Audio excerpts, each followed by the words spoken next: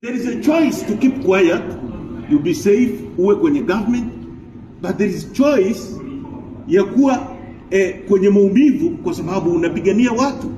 And we live by the consequences of the choices that we make.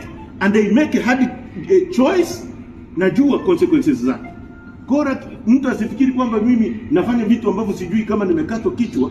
No, na nimekuja Kajuni, nimetumia taratibu kupita hapa kwenu.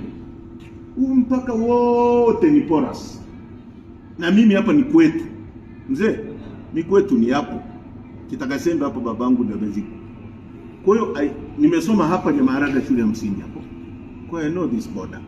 Ningetaka kuvuka hapa, wewe usingeniona, Kajuni asingeniona, nobody would see me. Mngeniona niko Bondo na msingenikamata. Na ningerudi na msingenikamata. Sasa mimi sio mhalifu, ndio maana nimekuja.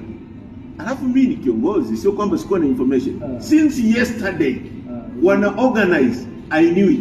And they come ili kuprove kwenye dunia kwamba tuna viongozi heartless ambao wanaweza kuzuia mtu kwenda kuzika. Mimi nimekuelewa. Heartless people. Mimi nataka kujiondoa na nimekuelewa. Sawa. Ukimalizana nao. Ukuje mimi nitakuongea mwenyewe. Ah.